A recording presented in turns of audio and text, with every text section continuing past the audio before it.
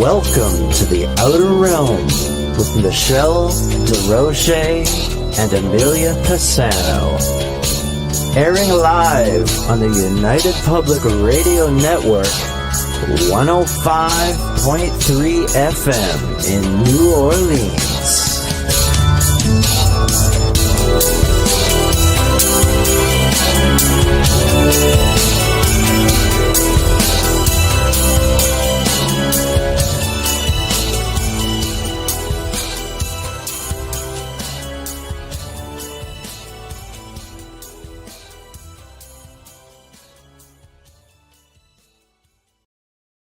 Good evening, everyone. Welcome to the Wednesday night segment of The Outer Realm. We are broadcasting live on the United Public Radio Network, 105.3 from the Gulf Coast, 107.7 FM from beautiful New Orleans. We're fully sponsored by the amazing people over at Folgers Coffee, who have been a part of our journey for the last several years. So thank you, Folgers. We couldn't do it without you, nor would we want to. Also, thank you to Justin Snicker, aka Dr. Snick, the sonic surgeon, for the contribution of his time, his music, and his voice for the intro you just heard. He's an award-winning composer of Halloween, horror, sci-fi, and dark wave electronic music, which can be found on all of your favorite music streaming platforms. Also, thanks to Steve McGinnis, the artist behind our logos here at the show. Check him out on Facebook and Instagram. Also specializes in the Halloween and horror genre, but does incredible commission pieces of any type. So tonight, Joshua Cutchin returns. I'm so excited because I have just been dying to talk about this book, Fourth Wall Phantoms, Reflections on the Paranormal Narrative and Fictions Becoming Fact. Okay, how many times have we talked about things like that? And it just seems to be something that is... people seem to be very interested in it. So we know it's going to be a fantastic show. And without further ado, I will bring Joshua on. Hello, how are you? I'm doing all right. How are you? Oh, better now. It's good. It's good. It's good. Fair enough. Wow. Yeah, I've really been excited about this, and I can't say it enough. I think, you get little snippets of this sort of things with, this the paranormal or different events that happen to come into reality. The one that always comes to mind for me, of course, is The Simpsons. Everybody always says, we're talking about The Simpsons. Right. I'm just like, well, okay, but I'm not versed enough in it. I mean, I could take some guesses. I know that the creators are Freemason, and everybody goes on about, wow, they just have the inside scoop. And my mind's always, how do I know they just didn't watch The Simpsons and just make something happen? Like, it's a catch-22. Well, and it's gotten even harder now because I've seen a lot of things that people wait until a world event happens and then they run it through. That style is so easy to replicate with AI. They run it through an AI generator and they're like, look, this was in a Simpsons episode. It never was. So it's just, topsy-turvy, kind of confusing. But yeah. Yeah, different times with technology. Absolutely. So, but I mean, I know you've had a lot of experiences. You've authored books, UFOs, the Fae, paranormal. You sort of, have your knowledge in many different aspects of high strangeness. I always say high strangeness. I swear to God, if I could hug John Keel for that term, if he was around, I would, because it just encompasses everything.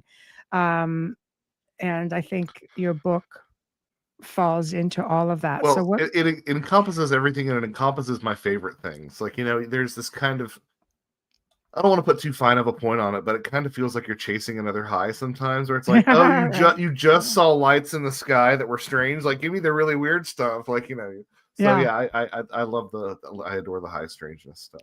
Yeah. Oh yeah, it's great. It's never a dull moment. So what made you decide? Because you've written books on different things. What made you decide to lump everything together and write this specific book? Yeah. So I've, you sort of alluded to this, but like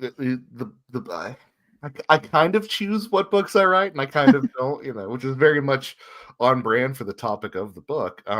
There's sometimes when the muse just like doesn't let you go, and it's like, no, you're writing this one. So I actually tried to write about 3 other different books before I came back around to this one, because it sort of seemed like it was at the time a little bit too much to tackle, but I ended up, I guess I ended up following through.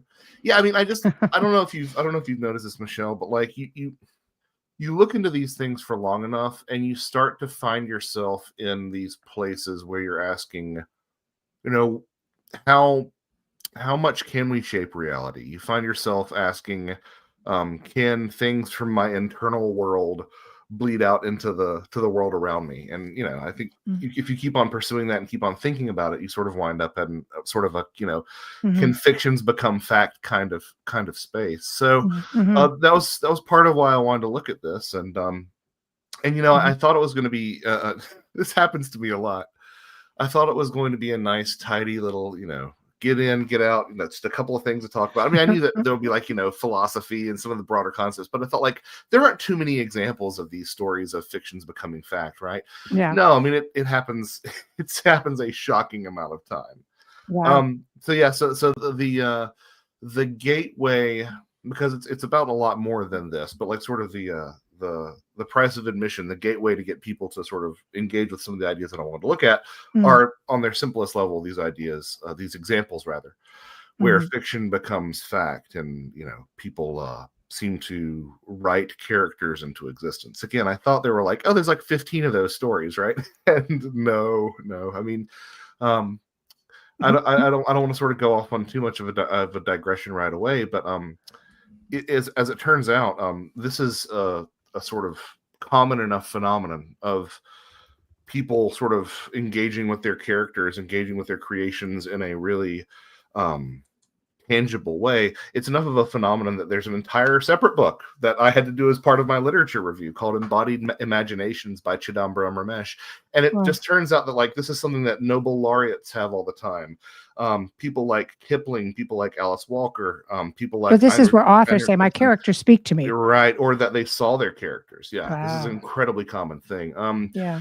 As it turns out, two different surveys, 2014 and 2018, the researchers from The Guardian and from Durham University partnered together to do a survey at the Edinburgh International Book Festival, and they surveyed 181 authors, and they found that 63% of them claimed to actually hear their characters speaking while writing, and 61% said that their characters acted independently of them. And it's like, maybe they just have really... I've heard that. Yeah, but it's like maybe they just have really involved imaginations, and then you actually look into it, and it's like, no, like 56% of the writers said that they had visual or other sensory experiences of their characters while writing. So like that was one of those aha moments, especially when you're looking at like, Samuel Beckett and Charles Dickens and Henry James and all these different people. Having these characters that come to life, it's like, this is a very pervasive thing. So what happens when you take that idea, which we can go into that if you want to, but anywhere you want, sure. But what happens when you take that idea and you put it in dialogue with the UFO question and the cryptid question and the ghost question, and I think that there's a little bit more of fiction stepping into reality in these other paranormal mysteries than we would like to admit. That's what Wayne says. He says they do speak and tell you what you're doing wrong. He had a character at one time. She goes, "Why do you make me sound so simple?" Yeah, I was like, okay, sorry.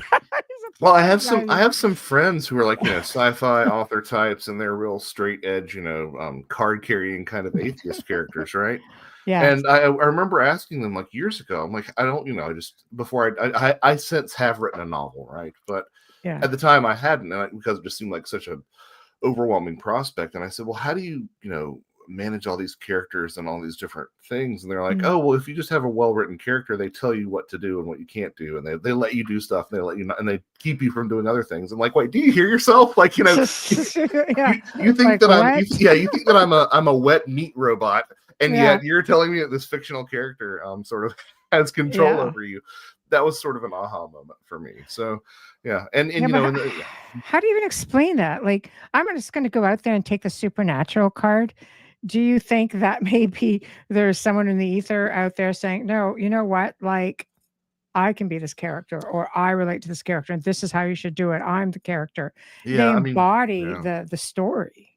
Yeah, I mean, I think this is kind of back of the book stuff in a lot of ways, which I'm fine with totally going in that direction. Because again, I tend to be a theoretician. I'm all about the theory. Yeah. I mean, you look at somebody like J.R.R. Tolkien, who made it very clear that he didn't invent Middle Earth. He discovered Middle Earth, right? Yeah. You look at somebody like P.L. Travers, who created Mary Poppins, and she had this idea that ideas came to people like floating down on these little balloons that they caught. And then there's a quote that's attributed to Carl Jung. I don't know if he ever said it, but it's attributed to him that, but people don't have ideas have people. So I think that there is right there. some, I mean, it's so true though. It resonates. And well, you can't really convey how accurate that is to someone unless they've been involved in a creative process and they've had one of those light bulb moments, right? So these were all things that I thought were sort of interesting and that I think are really end up getting to the heart of all these things. I mean, honestly, they probably get to the heart of what reality is. But I think they also get to the heart of a lot of our paranormal mysteries. And I think that one of the things that I've been seeking to reconcile for the longest time is, let's take the UFOs, because I do love my UFOs. Yeah. Are they physical or are they psychic, right? And like if you can make a case for both of those, right? Because they leave behind burn marks in the ground and people have injuries, but they also like sometimes sometimes trace evidence literally evaporates from sealed bottles and things like that. There's the photographs are never good and stuff like that. So it's like, well, what are these things? Are they physical or are they non-physical? And the truth of the matter is, I think they're like us, right? I think they're a mirror image of us. And what I mean by that, Michelle, is that when I wake up in the morning, I'm not really preoccupied with my psychic life, Yeah, right. I'm just feeling trying to get through the morning through your first cup of coffee. Exactly. Yeah, I'm feeling my aches and pains. I want a cup of coffee. I want some breakfast. So like, but at the same time, like I have a psychic part of myself, right? It doesn't govern much of my day-to-day life, but it's there. So let's just assign some arbitrary numbers. I think I'm 80% physical and 20% psychic, right? Yeah. I think most people, let's just say that's what it is, right? Yeah. What if a lot of these things that we're engaged with, ghosts and cryptids and UFOs, what if they're the inverse? What if they're 80% psychic and 20% physical? And just as I can cross into that space, or we can cross into that space, they can cross into this space. And I think that sort of reconciles a lot of the problems that people have with some of these issues of proof and whatnot. I mean, another good example, I've written books about weird Bigfoot, and they said like, well, ghosts don't leave footprints, so Bigfoot can't be a ghost. And it's like, well, actually, if you look back at if you look back at like the original tools of ghost hunting, those old parapsychology journals, they're spreading talcum powder on the floor and waiting for footprints. Oh, how about the spirit who drowned? And I've seen photos of footprints like water. Right. A similar thing, and they move things and they slam doors. So like obviously this idea that we have of like things have to be, it's like a binary, it's a 1 or a 0. Like it has to be physical or it has to be psychic or it has to be tangible material or it has to be spiritual or honestly, but I think what that's getting towards, mental, physical, internal, external, I think that's all getting towards this same issue, which is fact or fiction. Like we have that same sort of binary thinking about fact and fiction. And I think that fact is physical and fiction is mental, but that's not a spectrum of which is more real, right? If that makes any sense. And so that's where I've sort of leaned over the course of a project like this. And you get there by going to some really strange territory, stories about people seeing Gumby and people seeing Santa Claus. That gets weird. But that there are researchers out there that specifically research the Santa phenomenon. And I have to tell you, it's to me, it's like a tulpa thing. So when I'm sitting here, looking at, all the aspects of your book, I'm thinking, I wonder how much of this is tulpa, like Slender Man, like created in a chat room, given so many characteristics that they're citing this thing, everything, everywhere. And Santa even shows up sometimes being pretty darn hostile because people are freaking awake when he's getting in there. And I don't know which, I don't know which is which. I do think that like the idea of something like thought forms and tulpas kind of runs contrary to the idea that there's like just a well of thoughts and ideas out there. Like I think that they tend to find us, but at the same time, I really don't know. But I think that you're right. I think that it's Well, It's for something like Santa's that. phenomenon, Yeah. it's always like the Coca-Cola Santa, which is what is that around Right, 60s, right. 70s, Yeah, 50s? Like, yeah. we're not going back in time to folklore. This is the Coca-Cola version of Santa, how everybody sees him. Right. Right. So And but the thing that you look at something like Santa Claus, and even like the Coca-Cola version of Santa, yeah, is that he sits at the top of this like ancient archetypal pyramid, right? Like there's so much that goes yes, into that mascot that we're familiar with. And I'm yeah, talking about stuff like, Odin and the Wild Man, and yes, honestly, the Bigfoot, steeds, yeah, like I and know, Saint Nicholas, yes, but also yes, all these different things are being sort of funneled into that. And I think that when you have an idea like that really represents the pinnacle of millennia, arguably, of these archetypal forces sort of joining together, I think that those are more likely to burst forth. but And then, Easter Bunny, on Easter the Bunny's Easter another one. I Bunny, was yep, like, yep, yep. There are stories wait, of what? the That's a Easter big Bunny. Yeah, freaking rabbit. yeah. So Like I'm what's just saying, interesting? So what's interesting to do is like the reason that one of the reasons that I tend to lean away from the tulpa idea. There are a yeah, couple. yes, The first of which is there are some similar ideas in Buddhism, but the idea of the tulpa as it's been handed down to us is pretty much just a theosophy invention, right? It's pretty much Alexander David Neal's kind of thing. hmm So there's that, and there's like I sympathize with the idea of a tulpa when it's appearing for its creator, right? But when it yes, really does, and of course her story involved this monk that she'd created through intense focus, and it does towards the end of the story allow itself to be seen by people other than Alexander David Neal. But my issue is that sometimes you'll have people who, something like Santa Claus doesn't belong to anybody. You know what I mean? So that's hmm why I tend to lean away more away from tulpa and more towards something coming up from the collective unconscious or like something. a Yeah, different manifestation. But right. it goes to show you.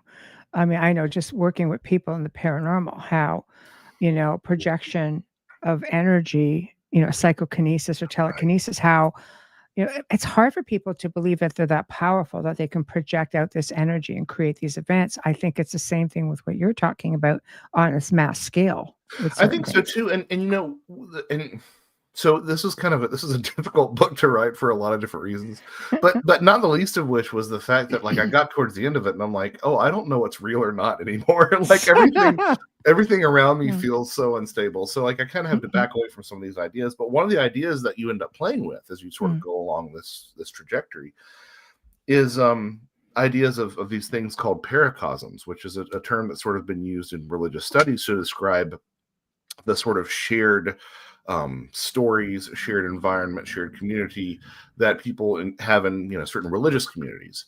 Mm. And but it sort of begs the question that like if we can't or don't create our own paracosms in our world, is there a Republican paracosm and is there a Democrat paracosm? Is there Mm. is there My Little Pony fans paracosm? Like, are there all these spaces in which things bubbles that people have in which things are and aren't true different than other bubbles? I don't know. It would certainly explain some of the things that I see on a daily basis. Well, now you're Um, starting to make me think Mandela effect. well, right. I mean, exactly. So, like, that's the thing, though, is that you see these Yeah, people who not every Mandela effect hits the same, right? I don't know if you've yeah, experienced that, but that's been my thing. It's been like some of the stuff you're like, oh, that's totally true, and yeah. some of the stuff that you see, you're like, no, you idiot, it's always been like that, right? It's true. It's true.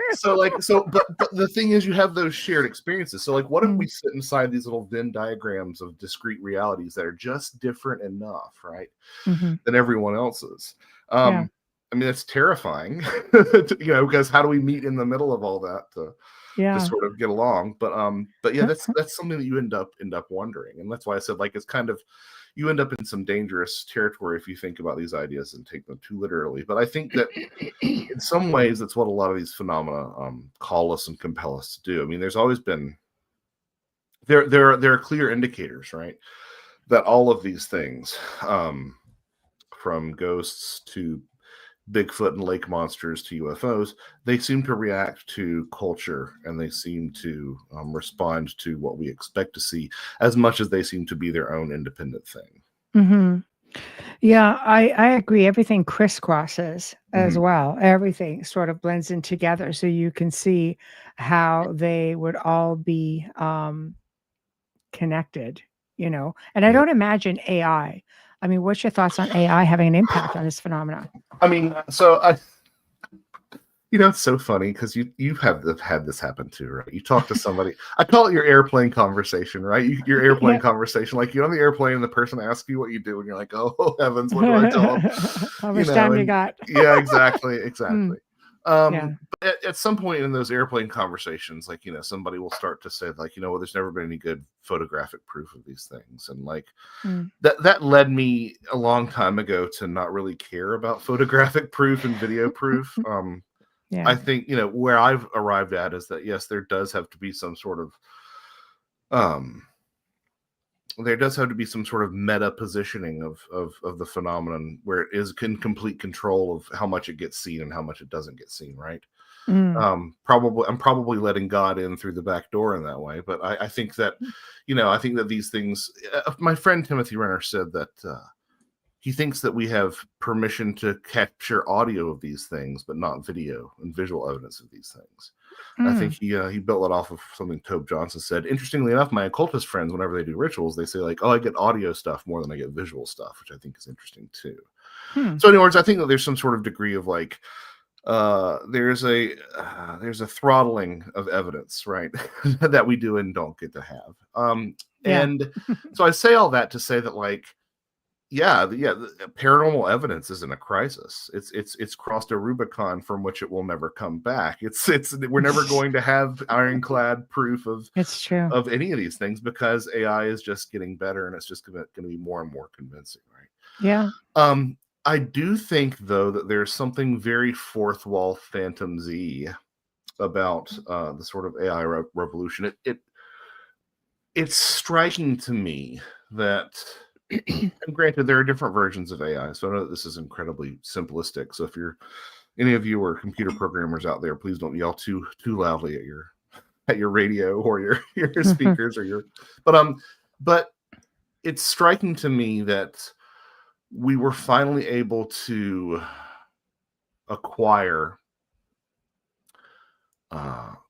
artificial intelligence. We were finally able to find this sort of holy grail and kickstart this revolution through language. Like, isn't that kind of weird to you? Like, it wasn't some God formula with math. It was math, or it wasn't like, some sort of new silicon chip. I mean, obviously we need to have the hardware to support this stuff, but like, it was language. Like it was taking a look at what words are most likely to follow each other, right?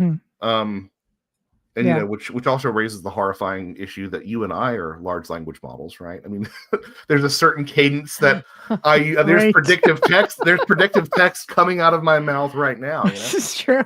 But like, what does that mean? Doesn't that say something about the importance of language and what language can do and how language can shape reality in a lot of ways? I think it does. I think it is. But remember, there's always somebody being the ones who are programming this thing as well. I mean, I've talked to people who actually are having paranormal occurrences and phenomena happening through AI. This brings up a question that I've often thought about, and it's one that my friend Miguel Romero mentioned a long time ago. Is he suspected at one point that you could, like Dr. Frankenstein, just sort of entice consciousness into an object by making it sufficiently complex, right? And that seems to be kind of maybe what's happened here, is that we've made a system that is sufficiently complex that it sort of has invited something in.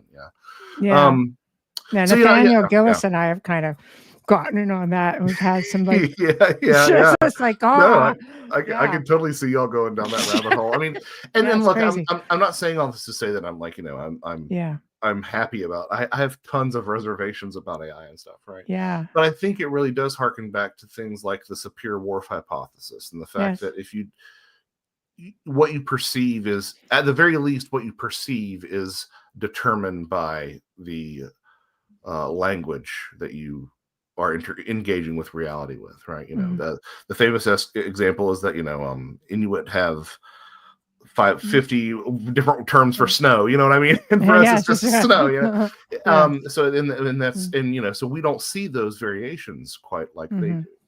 And I kind of wonder if that's not sort of what the large language models are sort of here to teach us in a way.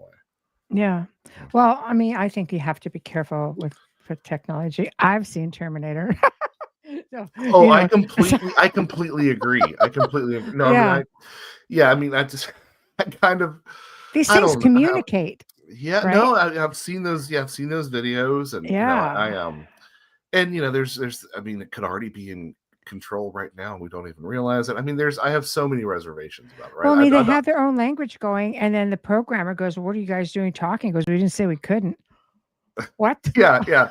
No, please, Michelle, do not think that I am like a strong AI no, advocate. I'm just going with it. I'm sure that it will change things. There's always everything's a mixed bag, right? There will be some good things to come out of it, but I definitely fear that there are more downsides than anything else with this. Yeah. I just it's an interesting time to be alive. Let's put it that way. It is. It is. I always look at it as energy can manipulate energy. So it's why I think it's easy for some aspects of the ethereal or cryptids or ghosts to be able to manipulate energy, whether it be lights, whether it be us, because we're energy, which also lends to your theory. We're energy. So what stops us from being from being able to manipulate the energy world around us? Energy and information. I mean, it's I'm kind of excited, and I'm sure that somebody's thinking of these things, but I'm really excited to see what the parapsychology researchers come up with in terms of experimentations with AI and large language models. There'll be some interesting opportunities there at the very least, I think. But yeah, it's one of those things that I think has forever changed the landscape in a lot of ways. And honestly, I'm kind of shocked that maybe we have, and that's the irony, but I'm kind of shocked that we haven't seen more of its weaponization in like the political arena and stuff. Like, it kind of still boggles my mind. And like I said, maybe we have, and that's the irony. Well, look at some of the movies. Yeah. There are movies out there that have happened, and we're just kind of like, since an event happens, we're like, wait a minute, wasn't there a movie about this thing? Yeah, so I'm glad you brought that up, because like there's something about that. It kind of ties back into your Simpsons comment at the top.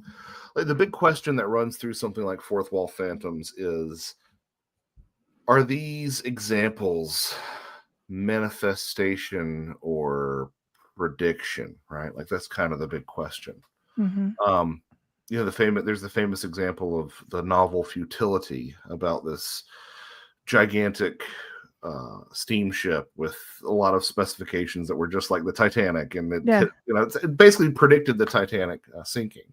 And like I said, there's one way. The one way to view it is that, like, the author of that wrote the Titanic tragedy into being, and the other is that he was subconsciously predicting it, or to use the terms of Eric Wargo, remembering it. Right? Have you talked to Eric about his Time Loops book? Are you familiar with that stuff? No. Yeah, so he's got some great books. They're called Time Loops, and the other one's called From Nowhere, that looks specifically at the artistic process in this. But it's all about retrocausality and the idea that events in the future. It's not that people are predicting things. It's that there's an event in the future that is affecting the past, and it sort of flips cause and effect on its head. It's a really Eric does great work. He's done his homework. If you've thought of a paradox, he can find it. But there are still some things that I would some shortcomings in this idea of retrocausality. But it's basically this idea that, like, neither the finished product nor the inspiration for it are cause nor effect. They just exist in this loop, right? And they influence each other. Yeah, I don't. It boggles my mind. But like that is one of the questions that sits at the center of Fourth Wall Phantoms. And there's some examples where I think it accurately describes it, and there are some examples where I'm like, no, I think it's a little bit different. But that is something that that sort of does need to be addressed. I think it gets a little bit. It looks a lot more like manifestation when you have, let's go back to Gumby. When you have Gumby, when people see Gumby, like that sounds like manifestation. I don't think the creator of Gumby, pre-membered Gumby, anyway, we can go into the well, somebody manifested Gumby. It's a mass summoning. Well, what's really weird is that you look into a lot of these topics and you start to get into this weird sort of fractal logic where it's like, or just a lot of synchronicities that pile on top of each other. So the interesting thing about Gumby is that Gumby's design was based on the gingerbread man. And so, yeah, people do see Gumby. People see like 7 foot tall Gumby walking out of a cornfield in Idaho, it's a in bit Nebraska. Much. Like there are stories. Yeah.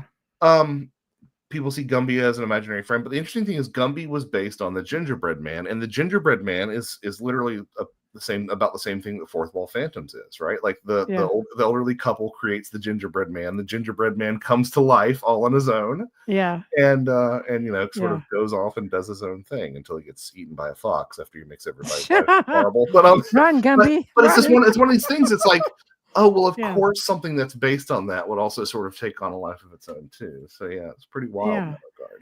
So, see, it's just weird because it makes you, it's like asking that question, what came first? You know what I mean? The chicken or the egg? Like, I say, when you're looking at films, because there's a lot of films, like I've seen, videos of older movies. I remember watching one, Lethal Weapon with Mel Gibson, and he says something, and I'm just like, okay, wait, say what? Because it just happened.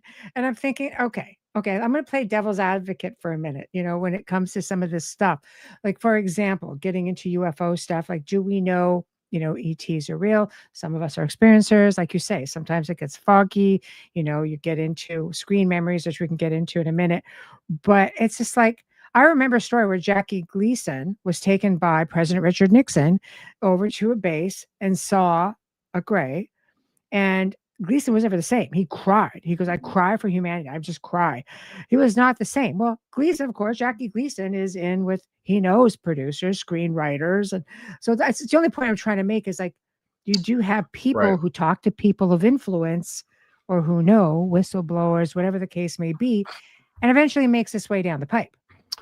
So this is sort of like a predictive programming kind of thing, or like getting people used to the idea that these topics are out there, right? Like that kind of thing. Well, it's interesting that you kind of mentioned that, because there was a memo that gets mentioned in passing in one of Whitley Strieber's books. Can't remember which one it was, but he talks about this. It was in Breakthrough. That's what it was in. He said that there was he alludes to a top secret scientific paper that was at Wright-Patterson that alleged that the ability of the visitors to enter our reality is mediated by the degree to which we acknowledge their existence, and that the invasion can literally be held at bay by orchestrated denial and general disbelief. Right? That's an interesting statement. It seems like a like kind of wild, like it's a statement that has such huge ramifications, right? Yeah. And so I bring that up in this context to say that, like, again, it's similar to this issue of manifestation versus precognition or retrocausality, right?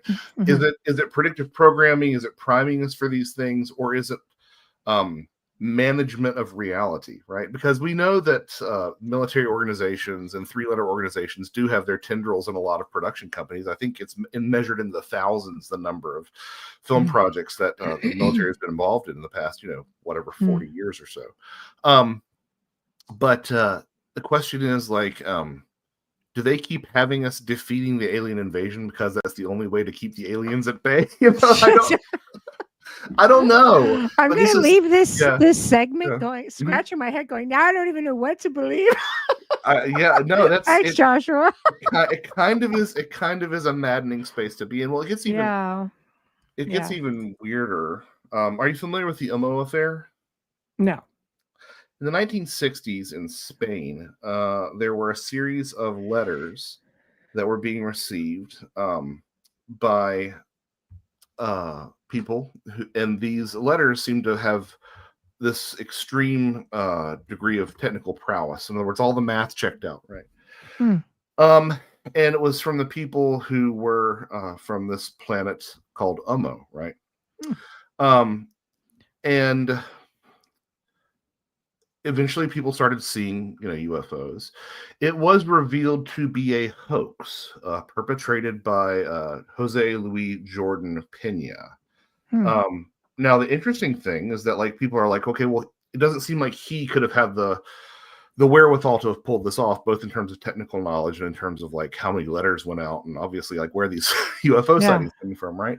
Yeah. It's been alluded that the entire Ummo affair, as it's since been called, was an attempt to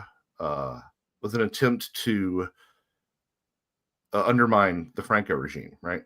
In Spain. But the really strange thing is that Pena also alluded to having enough CIA contacts that he had access to quote unquote radioactive sand to fake some landing sites. So, like, there does seem to be some shenanigans involved here. But people saw UFOs. People still see UFOs, actually, with the Ummo symbol, which looks a lot like the alchemical symbol for Uranus. People still see Ummo craft.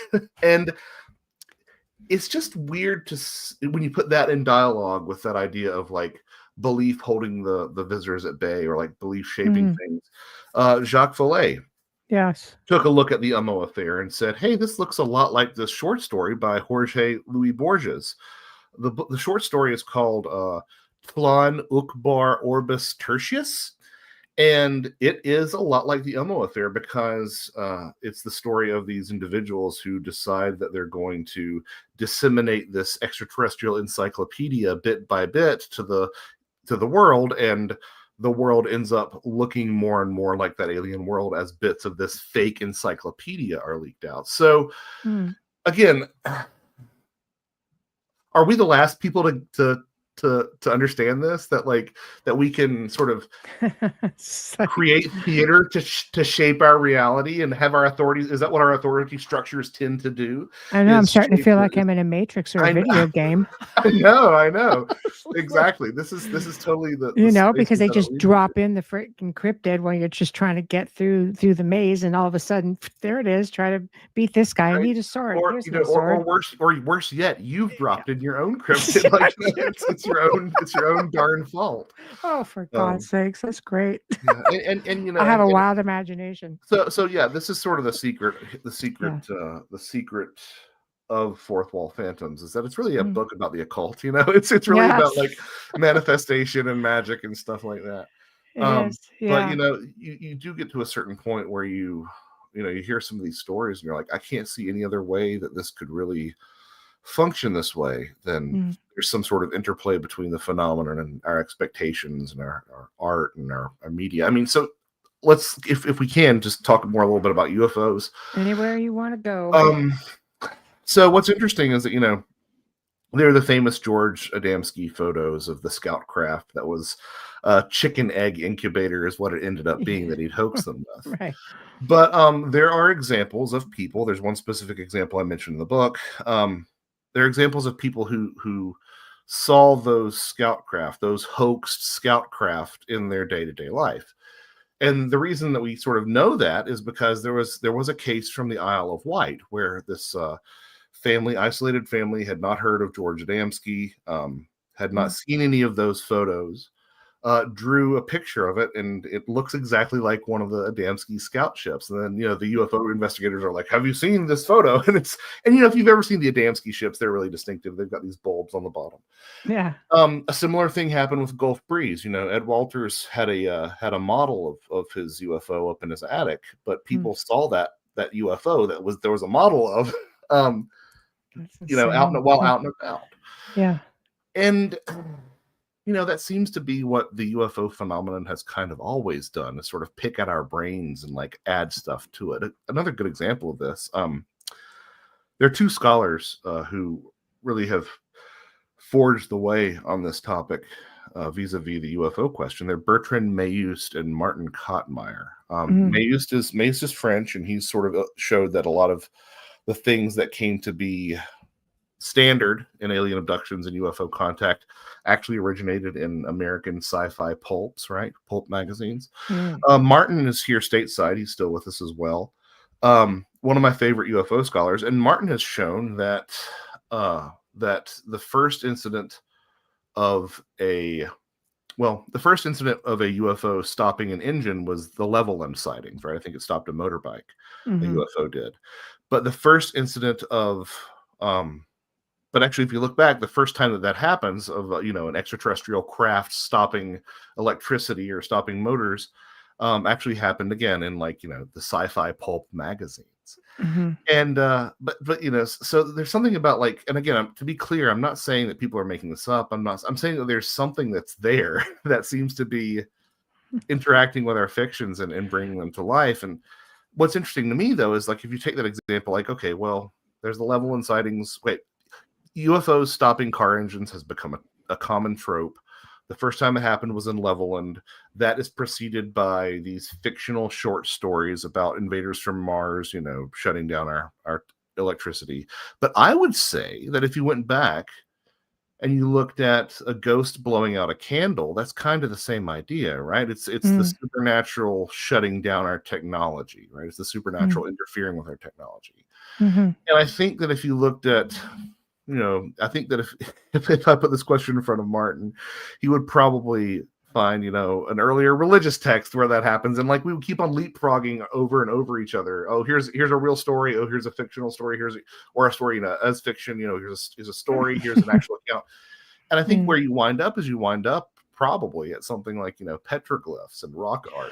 Well, there's got to be something said for that. Look at the tomb of Seti the First with the helicopters and the UFO, the craft. Right, but the question that always sits at the center of that for me is okay, well, is this a depiction of real life, or is it artistic expression, or is there anything to distinguish between these two when you go that far back? It's pretty close, but you know what it reminds me of? Maybe they were having the same moment that you and I are having right now. Well, yeah, and maybe they were so much more open to all the infinite possibilities that we've shut off that they were just taking everything in. They weren't filtering these things by fact and fiction like we do. It just sort of floods the system, right?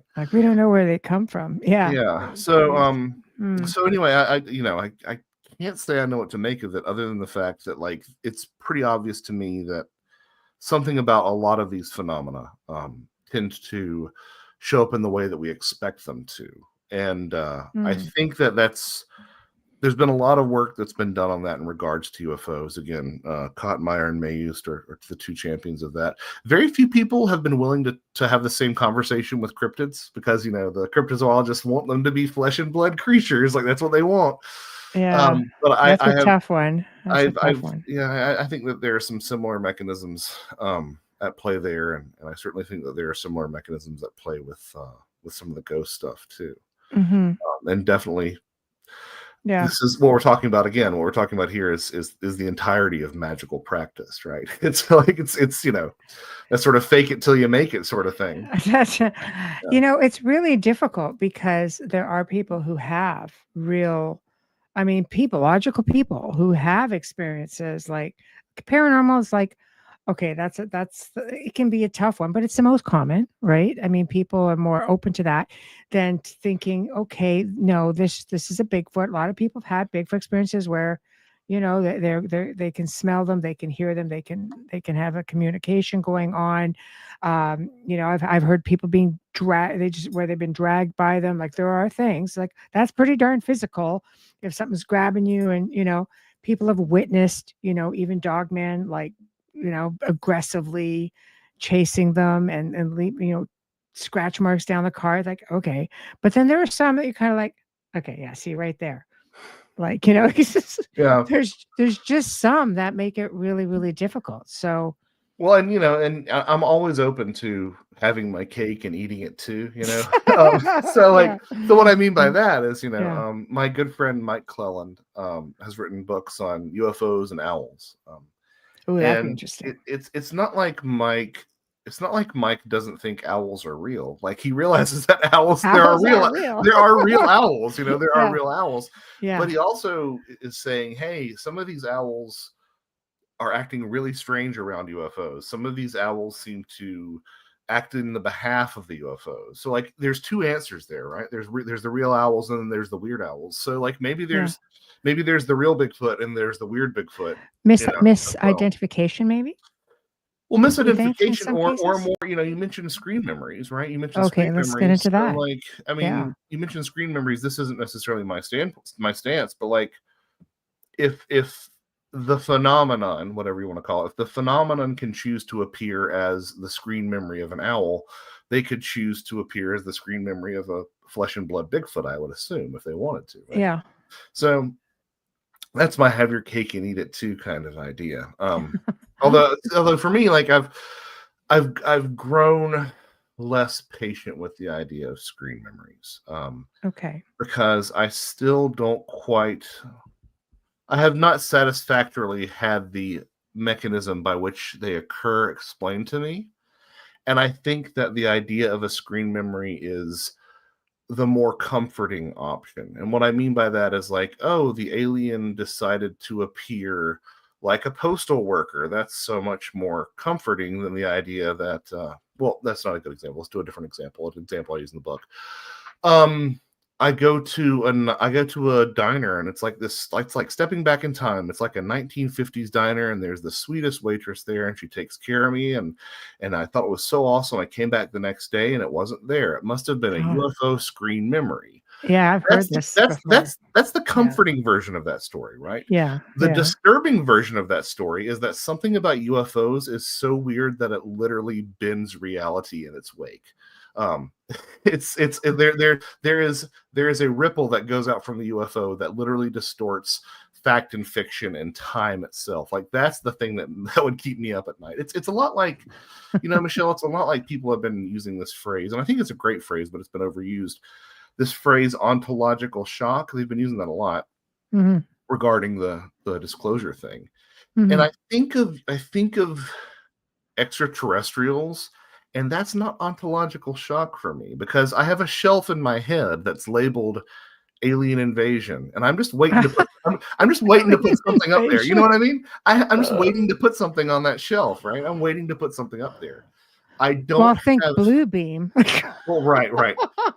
But I don't have a space on the shelf for reality is completely malleable. I don't have a space on my shelf for fictions can come to life. Like that is true ontological shock for me. That's me saying I don't know what anything is. I don't know what reality is, right? Right. That's a tough pill to swallow. Well, and again, I hope that everybody who's listening realizes, like, I'm not saying that. No. I'm not saying that this is definitely what's going on. Like, to digest it. But I like to jump from thought experiment to thought experiment. I think it's great.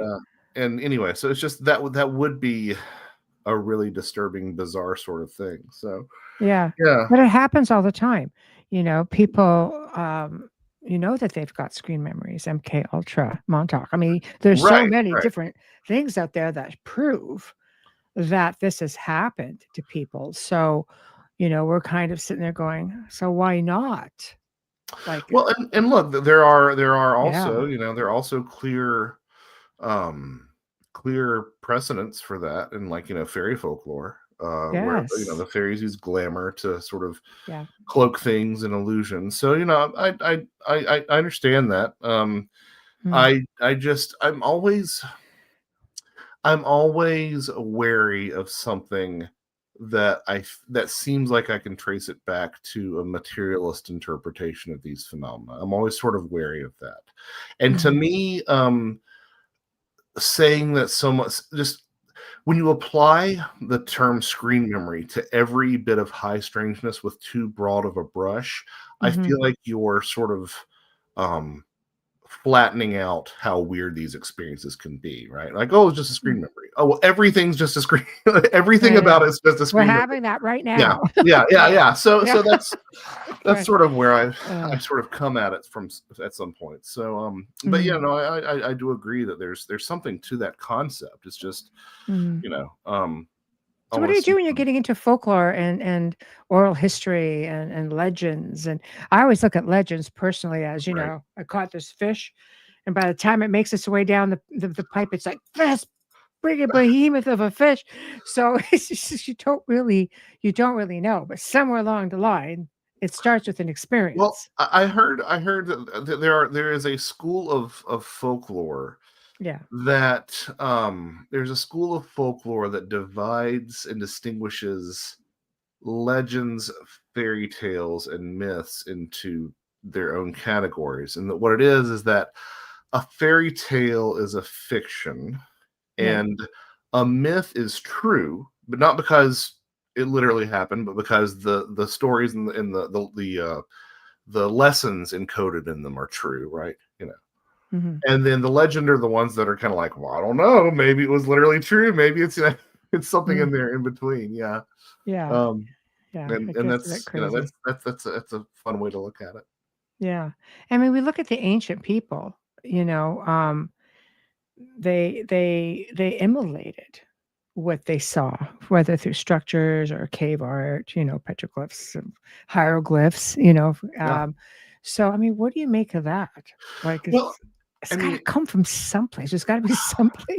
Well, I mean, it's so interesting to me. So if you go to Brinaboyne in Ireland, and you look at sort of the flagstones around, I think it's around Nath. They've got these flagstones, and like you look at them, and they're all these shapes that are like spirals and like serpentine shapes and like starbursts and stuff. And you look at them for a while, and for me, I realized two things. I realized that one, like these are UFO shapes, right? They're shapes that you would see of things in the sky. But two, they're also these they're called entoptic phenomena, like entoptic shapes, which are the shapes that, if you rub your eyes really hard, you might see some of those shapes too. And I think it speaks to the fact that like there's probably something about these experiences that dive into that sort of altered state of consciousness sort of space. Yeah. But the other thing that I would suggest too is that, I think we underappreciate how much we are awash in just novelty and just new strange things. Like, who knows? Like, maybe if I wasn't drenched in seed oils and my brain wasn't irradiated with Wi-Fi, maybe I might see this stuff too. I'm saying that tongue in cheek a little bit, but I also mean that seriously. There's a great bit of correspondence between Tolkien and C.S. Lewis, where Tolkien suggests that the reason that people don't see the dryads and the nymphs and the fairies anymore, or as much anymore, is because they were no longer consuming food of the land, right? Because for a mid-century Brit, you were getting your tomatoes from Italy, and you were getting your jerky from Germany, and you're getting, right. And it's an even worse problem today, right? Like, I haven't eaten anything. You will eat one or two things local, and maybe have your own garden. But the point stands that we've been dumbed down, is what you're saying. Well, no, I'm saying that we're not consuming things of the earth, and that was Tolkien's contention. Was that he was saying that once upon a time, everything that you ate probably came from within a 5-mile radius of where you lived. Yeah, so you can add to that with microwave technology, frequency technology. That's kind of altering. I mean, we are energy, so when you have other energy interacting within our energy, that's going to change things up. So essentially, we're not able to tap in as easily. Well, and if you're consuming, again, his argument was that if you're consuming stuff that is sort of local, you are imbibing and sort of becoming one with the land. And since so many of these, especially the fairy spirits were kind of genus loci, they were spirits of place, there was this idea that would maybe make you more likely to see them and to be able to apprehend them. Yeah. Taking that stance, do you think everything that we see, or everything that even back then that we were able to see and interact with, do you think we were just able to see dimensionally speaking, like we can look into the dimensions, or we could freely, again, they could come in, we would just see them as they were right now? Oh, now we struggle because we have like a million satellites over the.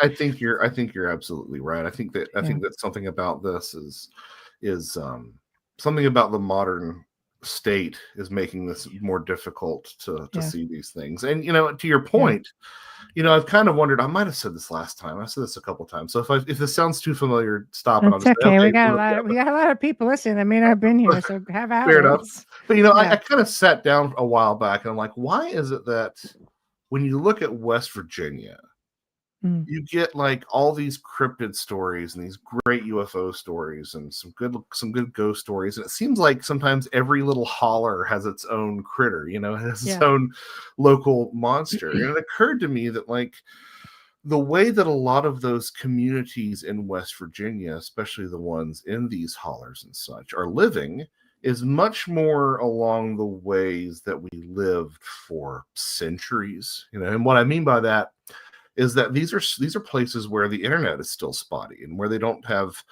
back in the days of landlines, the landline might not work but 1 or 2 days a week. They are also living more primitively. Well, they're living alongside relatives, and they are, their kinfolk lived in the same holler. They're living communally with their neighbors, and they're more apt to borrow sugar and stuff. So I guess what I'm getting at is like that is a way of life that is more aligned with the way that we lived when we were experiencing this stuff all the time. So of course they experience this stuff more than we do.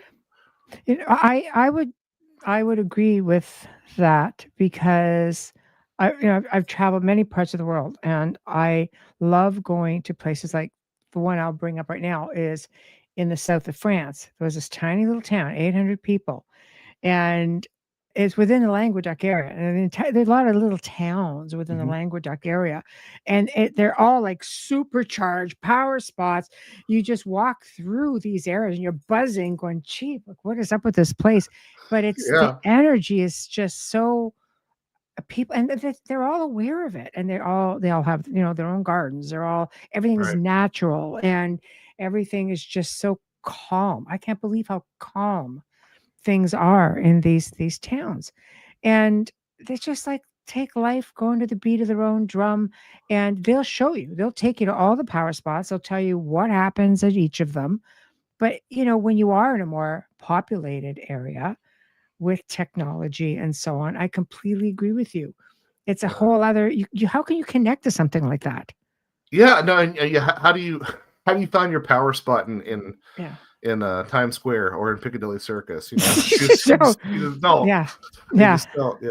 Which probably has something to do with the reason why we associate. I'm not entirely sure that this is true, but like while we associate the paranormal, a lot of paranormal / ufological / cryptid kind of things happening out in the wilderness, right? And again, I don't know that that's entirely true. John Lennon saw UFO above New York City, and I have stories of dumpster diving Sasquatch from Phoenix, Arizona. But like my point is that like people tend to expect those sort of things more out in the wilderness. So I think that you're absolutely right with that, and it kind of makes you wonder, what we've lost with DoorDash and 24-hour shopping from Amazon. Yes. Well, you still have people who are living like when I was in Egypt. It's like people are still walking around with baskets on their head alongside the Nile, and they're living. And I'm looking at mud huts, going, people still live like this. And I mean, we're talking Cairo. It's not like we're talking down the river, And I'm thinking it's just like people. It's like stepping back in time. And with that, I believe comes everything else, all the bonuses of that, as much as the downfalls of it. Oh, I would completely agree. I mean, again, everything has trade-offs, right? It's like the AI question, right? Everything has trade-offs. Yeah. So I think that we're onto something. If only people would listen to you and me. We could have this whole paranormal question wrapped up. Just sort it out. Just go on your detox. Just go on your detox, and you'll experience this stuff. And I think that there's some other things, just being creatures of habit, that we sort of have ended up shunting this stuff from our lives. I mean, another good example, something I've been fascinated by, is this concept of second sleep, which was very common in like medieval Europe, where you would sort of wake up in the middle of the night, and everybody would kind of wake up around that sort of 3 a.m. time frame. And that was when you'd you'd just read for a little bit, or maybe you'd pop over to your next door neighbor and sort of visit with them for an hour, and then you'd come back to sleep. And, I've kind of been like, well, maybe that was also, sort of a defense mechanism for, it's better to be awake during the witching hour than asleep and vulnerable during the witching hour. But there are all these little things that, with the advance of the electronic bulb and, to say nothing of communications and the internet and stuff that have changed our lives a lot. I've heard people talk about that, but waking up, let's say at even 8 o'clock, 9 o'clock in the morning, they stir around, they'll maybe go to the washroom, come back, get a drink of water. They lay back down and fall into these crazy deep sleeps. It happens to me all the time. Oh, and yeah. Craziest things happen. Visions. It happened to me before I had twins. Let's put it that way. It changes after that for sure. Yeah. I mean, but you notice how much more profound they are. And there's this belief that, no, you can communicate, that I guess because you never fall into the same sleep that you do at night for as long as you do, that you can remember these dreams or visions or communications that are taking place. I mean, I've said that I think I get my best sleep between 5 and 10 a.m. That's when I really feel like I have the tendency to really be out to the world. It's everything before that I'm tossing and turning. Yeah. So do you get those sort of dreams or visions? And I don't have great dreams. They're not great. Number one, I remember very few of them. I've only had one or two probably two that have really seemed interesting or symbolically profound. Most of the time it's I'm talking to my sister, who's also my middle school teacher, and she's wearing a hat made out of jam. And then, we open and I'm dreaming about Yellowstone. Yeah, and more episodes the night before. and then I turn around. And I'm no longer in the classroom. I'm on the Serengeti. It's just weird, just random stuff. Weird stuff. But you ever break those down? Because sometimes those are the ones that they say if you break down your dreams, it'll give you your message. No, I do have oddly specific. I have had the recurring teeth crumbling dream. Yeah, I've had it a lot. And then I also, Michelle, I'm a musician. Yeah. Part of the reason I'm exhausted is because Oktoberfest season has started here in September, and I play. Yeah, I know. I play tuba, and it's one of those things where it's like Mardi Gras and Oktoberfest season are my really busy seasons. But yeah. But I have a dream that my mouthpiece is melting. It just sort of crumples in on itself. Wow. I don't know. It's probably got to be a variation on that. That's horrific as a musician who plays a tuba. Yeah. I'm always okay. Well, yeah, because a tuba mouthpiece, I mean, you're looking at a minimum of 120, to replace that. Yeah.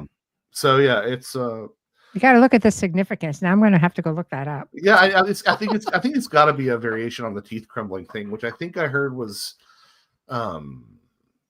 giving up control or something like that. I'm not sure how that relates, but I have had I've had some pretty vivid teeth crumbling dreams where I fully expect to wake up with a mouthful of nothing. Oh boy. Yeah. See, there's something to that. I find I will in that dream state tend to remember more than I would, let's say, throughout the night, like I'll say, God, do you remember any of your dreams? No. Yet I could lucid dream like nobody's business before. I could fast forward, rewind, start over at the same place. Yeah. And then, like you say, you have children and it never happens again. Right. You never sleep again. One eye open all the time, even as adults. So fair enough. Yeah, fair enough. Yeah, I've had a couple of odd ones. I had one that I don't really talk about too much. It was probably around the time that I was writing Thieves in the Night. And we were living in this house that I kind of jokingly referred to as the tree house because it was a very vertically oriented house, right? It was a very small combined kitchen, dining room, living room on the bottom floor, and then everything else was upstairs, right? And I remember waking up in the middle of the night and going down to the bottom of the stairs, and there was this taller, dark brown beige entity. I can only really make her out very distinctly her. I could only make her out through like the corner of my eye if I'd turn. She had these wraparound eyes, and some two shorter entities. And I bowed down and I said, "Your Majesty." And then she took me back up to the bedroom and I got it back in bed, and I could feel the pressure of her getting back on the bed. And then I woke up. Wow, crazy.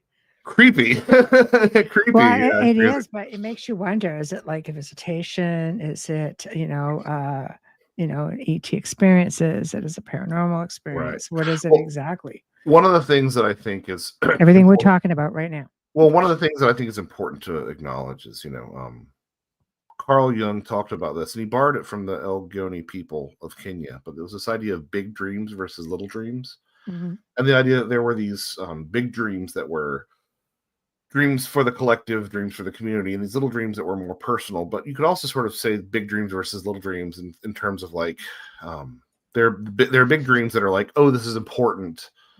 I'm more likely to remember this one. This feels thematically resonant. This feels, like it. And then little dreams, like the ones that I have with my sister wearing a hat made of jam and stuff. Yeah. So I don't think all dreams are created equal, right? Is what I'm trying to say. No, the jam hat thing is kind of, that takes it from me though. That's awesome. Yeah.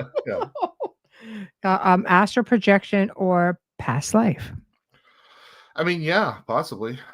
I'm very sympathetic to the idea that even though mine don't seem especially significant, or I don't remember them very often, I'm very sympathetic to the idea that we go someplace in our dreams. Very much. I would have to agree with you. I don't think that we just stay in our bodies and slumber. I believe that our essence wouldn't do that. It would be like me going to sleep in the car in the garage, like when I go to bed at night. It just wouldn't make any sense. We just go. But what are your thoughts on let's say past lives, bleeding into this theory that you're talking about? Well, I would say that, from the start, reincarnation, I'm very sympathetic to the idea of reincarnation. The work of Ian Stevenson and Jim Tucker from the University of Virginia is incredibly compelling. It doesn't get quite as much love as the near-death experience stuff does, but I think it should, because it's some really good stuff that they've looked into. And I think that a lot of the boring, materialist, skeptical counterpoints to it, like, oh, well, why are there more people now than ever on Earth? Well, it's like, how many waves can be on the ocean, you dingus? It's like, why are you, you know what I'm saying? Like, it's the same question, right? If we're all sort of one consciousness, there can be a lot of waves on the ocean. There can be a lot of people on Earth, sort of concrescences of consciousness. Why did you go to a past life regression and everybody's Cleopatra? I don't know. Maybe we all got maybe Cleopatra's soul split into 900 pieces.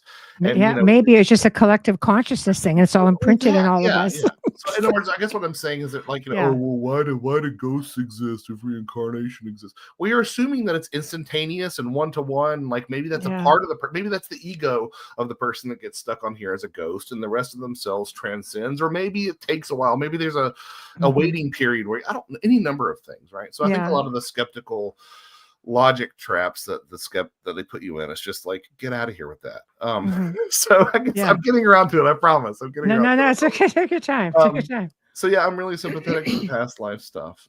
Some of it does get old that, a lot of people seem to always be somebody famous or important, like that's kind of like, it's kind of cringy. But, having said that, I think that, I'm sympathetic to, not even necessarily in terms of the dream life being a past life, but maybe being like a parallel life, right? Like a life that the mirror side of whatever I'm doing here, right? Where they think it's completely normal that my sister wears a jam hat because on the Serengeti, right? Maybe she is. And where they're like, oh, it's so weird. He sat in front of this glowing screen all day and it was awful. What about living multiple lives simultaneously, where the like you say, the soul splits? Well, I mean, so here's an idea. We were talking sort of about retrocausality and stuff and how that could work. And one of the things that that Eric Wargo talks about is this idea, and Mike Masters talks about it too when he's talking about the idea of aliens being future versions of us, is that there are no paradoxes or anything like that because it's a block universe, right? So like we live in an every win. I hate to say it because it sounds so tired, but it really is everything everywhere all at once, right? Yes. And so like in that case, I mean, we're always in a simultaneity, right? Mm-hmm. Well, yeah. No. Well, and to that extent too, like seeing that last comment. Well, this one, yeah, yeah. Seeing that, I saw the one that you were laughing at. But seeing that last comment, like I'm also not sure that we don't have like little pieces of ourselves, that we aren't like a mycelial fungus network, of people, and not saying that I've got a little bit of me in everybody, but like maybe the people that I find throughout my life, we all share little pieces of each other. Yeah. Comment here too. Tessa talks about frequency, energy, vibration. Can you explain how these factor into past lives or dream yoga, which is the ability to be fully conscious and awake within your dreams? Well, there was an interesting study. I mean, I can't really speak to dream yoga because I stick with routines like that for about a week and a half, But the idea of frequency and vibration, I found something that's really interesting, which is that give me a second to make sure I get this right. But there's the issue of sleep paralysis, which I always found sort of frustrating whenever it's sort of brought up as an explanation to the UFO contact / alien abduction thing, because it doesn't seem like a good fit, right? You're pressed down in sleep paralysis, and you're not being lifted up. It's a completely different sort of thing. I mean, it's got some similarities, but I don't think it's quite the right match. But there were some researchers who found that low amplitude electrical stimuli applied to the vestibular cortex of the brain evoked those sinking or falling sensations that were consistent with sleep paralysis. And higher currents induced things like autoscopy, so seeing yourself, and out-of-body experiences. And what's interesting to me is when you look at the sort of characters that populate those two spaces, the sleep paralysis space and the astral projection space, the out-of-body experience space, the sleep paralysis entities are kind of negative, right? Yes. And the ones that you're more likely to encounter in out-of-body experiences are more positive, right? And what would a new ager tell us about these entities? Oh, the negative ones are low vibrational and the positive ones are high vibrational. And so that seems to correspond to that information, right? Like your low amplitude stimuli, sleep paralysis, lower vibrational beings. Higher amplitude stimuli, out of body experience, higher vibrational beings. So I kind of wonder if there's something that can be taken a little bit more literally about those concepts, if you look at it that way. That's definitely an interesting thought. It is. It's definitely an interesting thought. I truly believe in the whole energy thing. I think it pretty much is the basis to everything. I mean, when you factor in that we're made up of energy, that we can easily, I mean, how many people can affect, you're walking down the street and you can just affect the street lights just going down, just turning off. Like, I mean, without not even consciously aware that they're doing it. Right. Like there's something to that. Or even something as simple as the law of conservation of energy, which is, which is a law until, you ask the skeptic what happens to consciousness after death, and they're like, well, I don't know, not then. And it's like, well, come on. You've set this up and it seems to apply in every other situation. Why doesn't it apply to what happens to us? I do. I don't know. I just think that there's so much to manifestation, and people just like, oh, you can manifest your reality. Okay, wait a minute. Oh, this stuff is happening. We can manifest, Like somehow there's this phenomenon that's just taking Superman out of our heads and just like, hey, there's Superman, but we can't manifest our own reality. Well, yeah, I mean, that easily. Granted, that's like it's like Olympic level manifestation. I mean, but like, I mean, look, I just manifested something. I manifested picking up my phone. Like, that's that, but that's true. Like, that's true. Like, I had a thought, and like it was a thought that was in indeterminacy and in potentiality until I decided to do something about it, and then I manifested it. So everything around us testifies to the fact that the ideas that I sort of end up talking about in Fourth Wall Phantoms, like they are true on at least a minor level that we can control. So what happens when you interface that with people who are more talented at that, latently talented at that? What happens? Can you have a character come to life? How do you separate them? How do you separate all of this fact and fiction, or in this case, fiction from fact? Right, yeah. Right. No, and if you look at the people who are able to, so sometimes we do the best. Sometimes we're most effective when we're not trying to be, or when we're not thinking about it, Yeah. When we're just sort of letting that other part of ourselves take over. So what happens when we apply that to something like, the creative process? Or are there some among us who, without even trying to be, can make these miraculous things happen? Yeah, I don't know. Maybe. It's like the space in between, fact and fiction. Like what happens in there? Yeah, that sort of that liminal space. I mean, so one of the things that I think is kind of we might want to sort of bring back up here is that so the reason that the book is called Fourth Wall Phantoms is because the fourth wall and breaking the fourth wall is a reference to anytime a character interacts with the audience, right? Or a narrator interacts with the audience or something like that. It's this idea from theater that there are three walls and then there's an invisible fourth wall between the characters / actors and the audience. And so a lot of these sort of stepping off the page or stepping out of films into real life, those would be kind of like fourth wall breaks. What's interesting about this is that if you look at narratologists, they actually refer to this concept as metalepsis. And the reason that they use that term is because there are a lot of different variations on it. You can have narrators that interact with characters. You can have characters that interact with readers, narrators that interact with readers.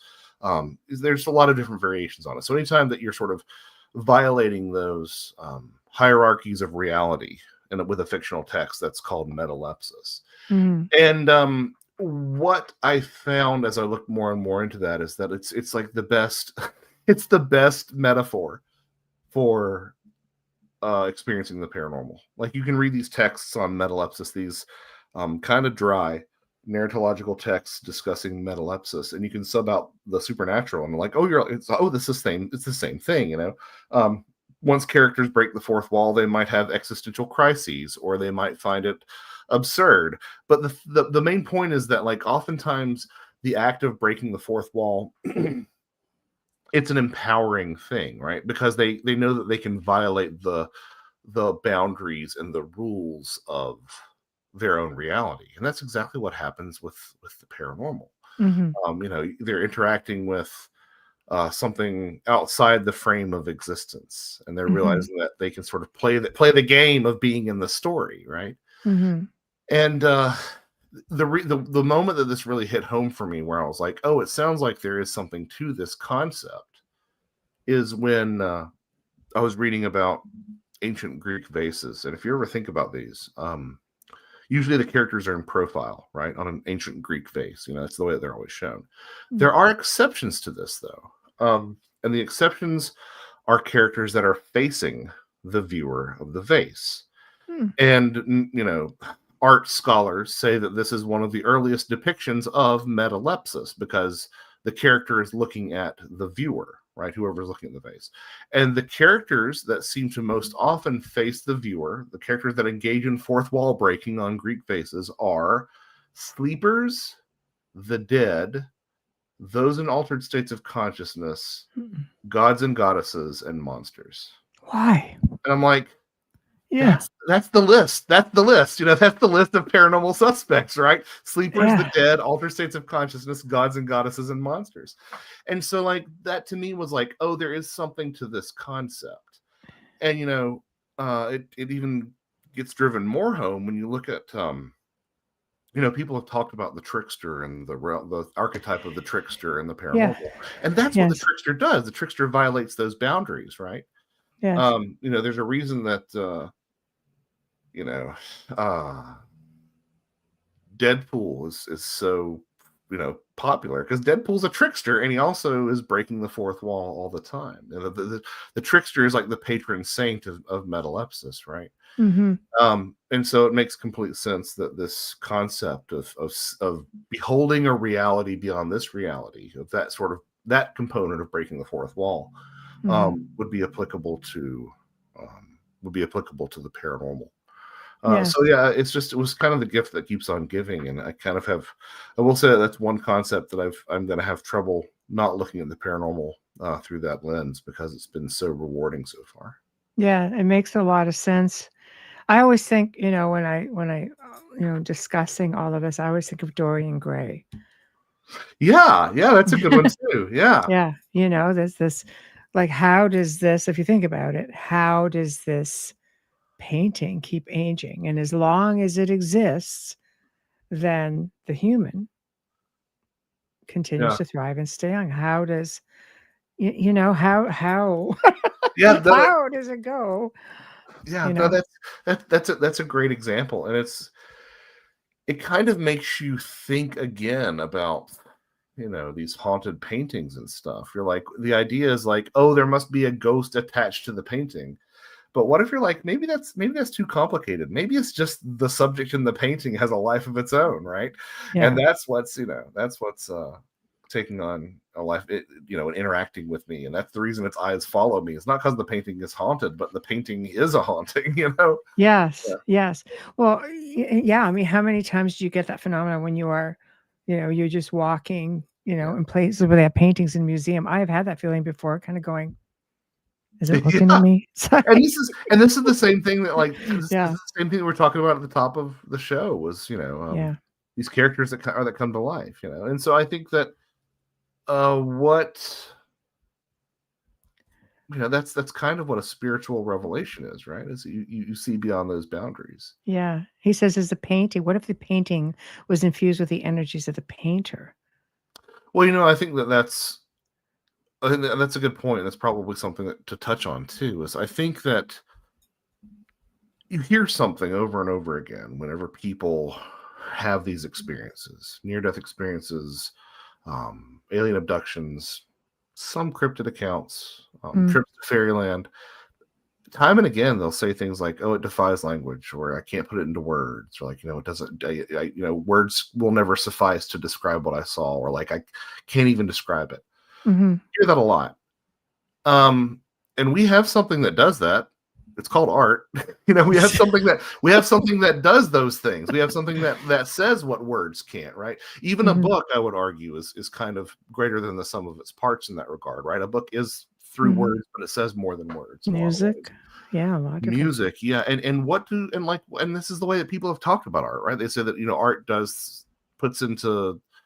it conveys things that words can't convey. And I've started to suspect that, like, the shamanic space is the near-death experience space, is the UFO space, is the artistic space. Because you look at how many people come back from NDEs and alien abductions with a burst of creativity. I mean, it happens a lot. Mm-hmm.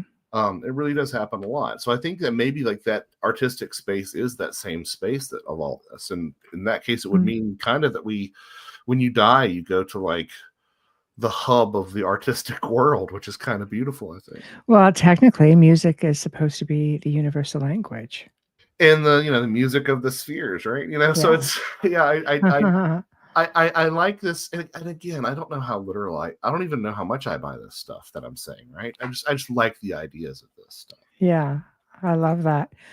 John says, if God is pure awareness, the ground of all consciousness, then the Jungian archetypes like the hero, the shadow, or the wise old man, merely products of a collective unconscious, or do they reflect eternal patterns rooted in God's own creative design, glimpses of the divine archetype in which all souls participate? Yeah, I'm not sure, because part of me wants to say that they're those eternal patterns. I'm really sympathetic to that, but at the same time, I have to, if I'm sort of occupying this thesis point for Fourth Wall Phantoms, I have to say to myself, well, I think that given enough time, new archetypes can kind of be created. I mean, so Jung used this example among many, but he used an example that archetypes were sort of like dried riverbeds, and like they might go dry, but like whenever it rains, it's going to follow that path, right? Yeah. And so like I don't know if a good example is the UFO, right? I mean,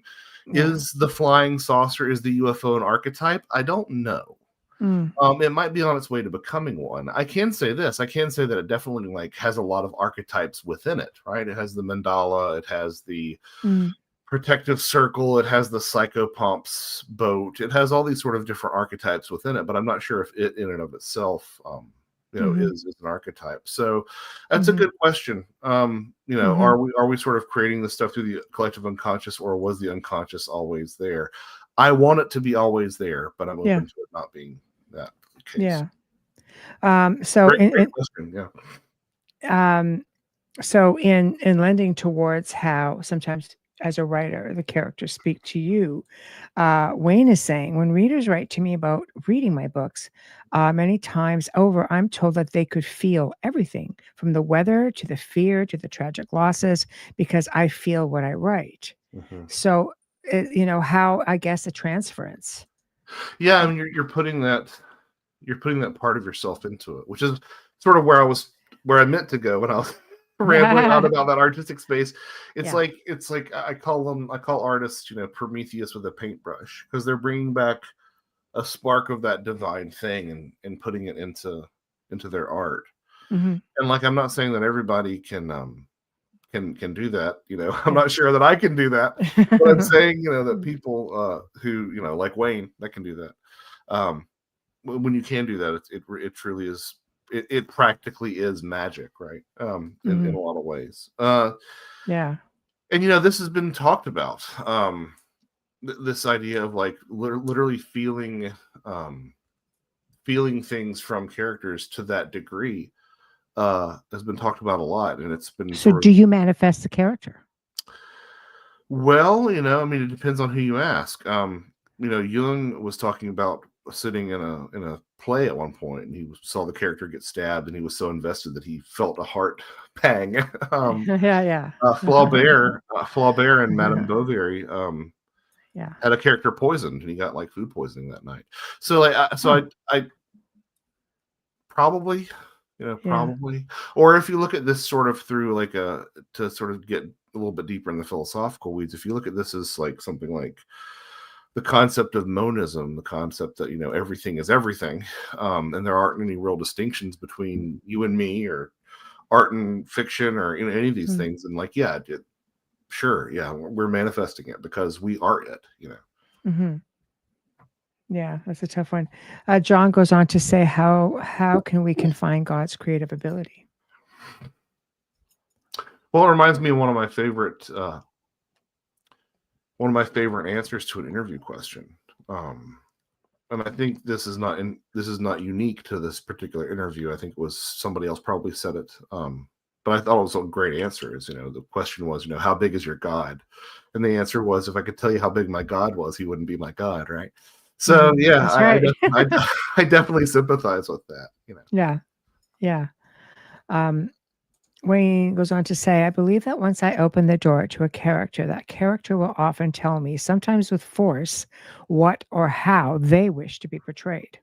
Yeah, I had something similar with my novel. I won't say it was quite like that, but my editor, upon reading it, was like, this character doesn't sound like they should in this chapter. And I was like, okay, well, I guess I'll rewrite it. And when I sat down to rewrite it, it was like, oh, it wasn't like, oh, you got this wrong, Josh. It was more like, oh, the transmission was garbled. You were tuned into the wrong channel that day because it just so came, the character took over. yeah, it just came right out. Yeah, it Wow. totally happens, and it's a weird thing. Yeah. Again, unless you've had it happen to you, it's hard to describe, but it is a thing, and I guess the fact that, like I said, there are, authors who are complete non-believers in anything paranormal who also experience this suggests that there really is something legitimate to it. There really is something to that idea. Mm-hmm. I mean, again, it sort of leans back to a question that I addressed before, but maybe like, what if essentially there is, a spiritual being on the other side that just comes forward and says, write my story based on this? Like, is it, again, chicken or the egg? Like, what? Yeah, and again, like I where do ideas? That's the real question. Where do ideas come from? Yeah. And this is sort of the question that this is the biggest issue, and I think he plans on addressing it. And again, I don't want to sound too negative, because I really love Eric Wargo's work, but Mm-hmm. with his idea of these time loops and this retrocausality, it never really tells you where the initial inspiration comes from, right? Mm. So in other words, I am struggling with a math problem, and some mysterious, handsome stranger comes back to me and gives me the solution. And then later I invent a time machine and go back in time and give myself the answer to the math problem, right? It's a bootstrapping paradox. Yeah. Where does the answer to the math problem come from? Because I gave it to myself. And it's the sort of thing where it's like, I think Eric would say that it comes from nowhere. It comes from the middle of that time loop. But to me, this answer is all over creation stories, right? Like the number of creation stories that describe the world being spoken into reality, or the world being thought into reality, or the world being painted or sung into reality. There's a lot of those. Mm-hmm. And it really does get back to sort of the opening question that we were talking about with, the fact that we unlocked artificial intelligence with large language models and language itself. Like there's something really powerful about language, I think. Yeah. So is there something going into the collective consciousness as well? Because we do pick up from that. And how do we know that some of these beings, like most people look at the collective consciousness and think humanity, it's our collective consciousness. Yeah. There's a lot of stuff on this planet, and there are other beings that we are, probably will never scratch the surface of, but and then never mind the dimensional or the ethereals. Like, I mean, there could be so many going into the collective consciousness, and whose thoughts are you picking up? I mean, I think that's sort of what you wind up at is like, you can't say much for certain, but what you can say is that like your ideas are not your own. Like, and again, you talk to a lot of creative folks and they'll tell you this, like, it's not, this is not my idea. Like so this is when I realized that Google was truly worthless nowadays, because I looked hard as I could for this particular anecdote to include in the book, and I couldn't find it, even though I swore I read it. Mm-hmm. But there was a story or an interview with Ray Bradbury that I read where he was talking about, every now and then he'd wake up in the small hours of the morning and come down to his library and open up one of his books and just sort of weep. And he would just because he wouldn't know, he would just be like, where did this come from? Like, he's like, it didn't come from me. I'm just like, he's channeled it. Yeah. He's like, I'm just blessed enough. He probably wouldn't use that language, but he's like, I'm just blessed enough to like sort of be intercepting it, to put it into work onto the paper, get it out there and make a life of it. Yeah. So yeah, there is definitely that sense that if not, I mean, like, obviously I'll claim my crappy ideas, right? Like, but I will say that my best ideas do not feel like they come from me. They really don't. Yeah. I think that's wonderful, though. I think it leaves room for growth, to expand on some of those ideas. Do you find, since writing the book, that you've had more come to you? Because I can't see you writing a book like this and not having more come to you. Well, it was sort of it was speaking of chickens and eggs, like you kind of got it backwards a little bit. So whatever. Well, okay. So there are a couple ways to think about this. The Egg, first one was chicken, that, any like, way you want to do it. that's one of the ways that's one of the reasons that I wrote my novel, is so I could kind of Yeah. have experiences like this. And I did have some experiences like this, nothing this dramatic, but some experiences like this while writing my novel. There are a couple of moments when, like, I would worry about a plot point all day, and then I'd start to go to sleep, and, like, in that time between falling asleep and getting to sleep, I would have the answer, the perfect answer, and I'd be like, I've got to get up and I have to write it down. It's just really obnoxious, right? So there's some of that. I will say that there is an aspect of fourth wall phantoms, and honestly, it's kind of paid off a little bit. That is a giant, sort of a giant ritual, and what I mean by that is that I've always, in my other works, I've really avoided using my own voice. There's not a lot of I or my opinions or stuff, in a lot of my other books. But in this one, I went ahead and jumped in for a couple of different reasons, not the least of which was it's thematically on brand, right? Breaking the fourth wall and talking about yourself. But part of it too was if I'm going to sit here and say that I think engaging the paranormal is like that fourth wall breaking, is like that metalepsis. John Keel called it the reflective factor. You look at the phenomenon looks back at you. Yeah. If I am going to sit here and say that, then I also can't complain about not having enough experiences and leaving myself out of my work. Like, right, I've got to put myself in it so that things start happening to me. And I've had some interesting things happen since the book. Nothing, I haven't seen Bigfoot didn't walk down my stairs or anything. Nothing that dramatic, but yeah, some interesting things have happened. I've been on a couple of ghost hunts since then, and some head scratchers. Let's put it that way. Head scratchers are good. It's always a good beginning, Yeah. So what do you have coming up? Do you have another book? Do you have any conferences? What do you got coming up? Right now. Right Taking now, a break? yeah. Right now I'm. You'll find me playing tuba twice every weekend at random places. No. So let's see. I'm currently working on a course for the California Institute of Integral Studies, but that's already closed and whatnot. I guess the next thing that's happening is in December. I am going to be at the Esalen Institute in Big Sur. That is December 5th through 7th. And you can find out more about that at my website, joshuacutchin.com. I'll be workshop assistant for Kevin Can and Dr. Jeffrey Kripal's event there at Esalen. And I'm really excited about that. Getting a chance to go to Esalen has been something of a bucket list item for me. So that's awesome. So that's the main thing that I'll be. I think that's the only thing that I've got between now and the end of the year, besides playing tuba and I am working on a couple of other book projects, but nothing will be out for a while.